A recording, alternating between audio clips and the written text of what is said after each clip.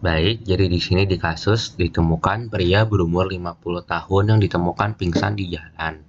Nah, karena pria tersebut pingsan, dia langsung ke bawah IGD tanpa dilakukan anamnesis. Nah, dari situ, di sini diambil hipotesis yang kira-kira dapat mengakibatkan pasien tersebut untuk kehilangan kesadaran. Itu hipotesisnya ada hipoglikemia, stroke, dan gangguan jantung. Nah, kemudian langsung dilakukan pemeriksaan fisik dan pemeriksaan penunjang.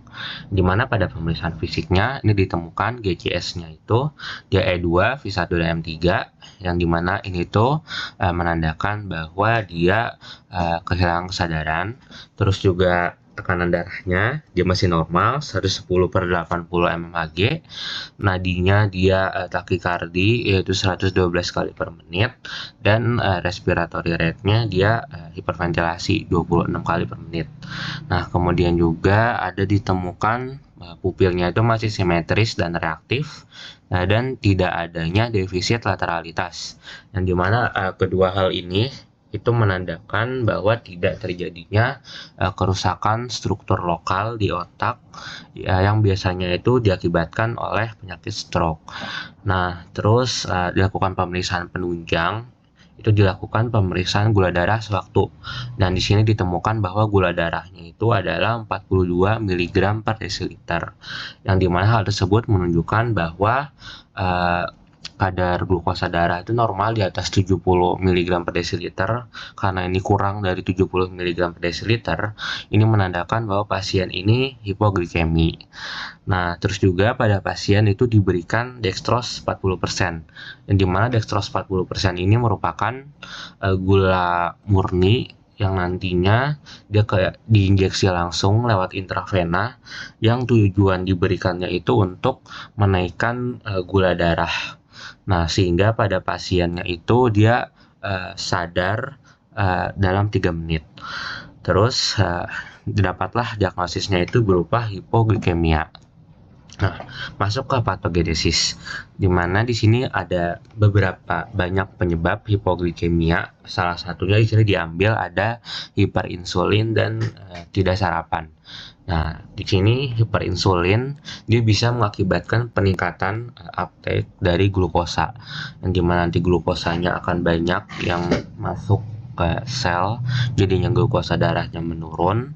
Dan juga di sini dia ada peningkatan dari gluconeogenesis, yaitu pembentukan glukosa baru selain dari sumber karbohidrat, yang nanti ujung-ujungnya dia bisa mengakibatkan hipoglikemia. Terus juga karena tidak sarapan, dia bisa menyebabkan pemakaian dari cadangan glukosa di tubuh, yaitu jadinya dia glikogenolisisnya meningkat, dan juga dia peningkatan gluconeogenesis, yang nanti jika tidak ada pemasukan glukosa, nantinya cadangan glukosa tersebut bisa habis sehingga mengakibatkan hipoglikemia. Nah, hipoglikemia ini nantinya akan ada kompensasi, jadi dia dideteksi oleh hipotalamus. Di hipotalamus nanti akan merangsang dari hipofisis anterior, kemudian ke korteks adrenal, dan nanti ujungnya akan meningkatkan sekresi dari kortisol. Kortisol sendiri ini fungsinya itu untuk peningkatan gluconeogenesis, terus juga ada penurunan sekresi dari insulin, yang nanti ujungnya itu dia tujuannya untuk meningkatkan glukosa darah. Nah, juga si kortisol ini dia bisa memperkuat efek adrenergik. Nah, kompensasi lainnya itu dia ada aktivasi simpatis, itu dia lewat medula adrenal akan mensekresi hormon epinefrin, yang nanti hormon epinefrin ini dapat berikat ke berbagai reseptor adrenergik di tubuh. Nah, salah satunya dia reseptor di jantung, yang nantinya akan meningkatkan heart rate dan kontraktilitas. Nah, terus nantinya kalau di pasien di minggu kelima, dia bisa mengakibatkan jantung berdebar. Terus juga dia bisa meningkatkan respiratory rate, yang dimana pada pasien kan juga terjadi hiperventilasi. Terus pada yang di titik ini dia pada pasien minggu kelimanya, dia bisa berikatan di reseptor adrenergik di kelenjar keringat, yang dimana nantinya peningkatan sekresi keringat sehingga terjadi keringat dingin. Terus juga ada mengikat reseptor adrenergik di otot rangka yang nantinya membuat pasien ini gemetar terus-menerus.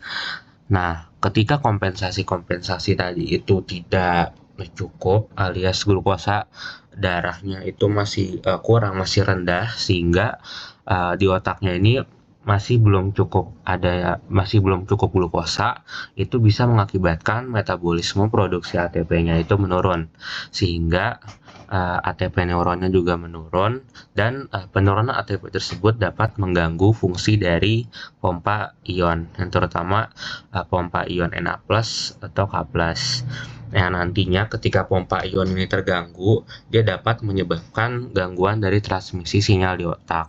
Nah, gejala awalnya itu bisa berupa kelelahan, sulit konsentrasi.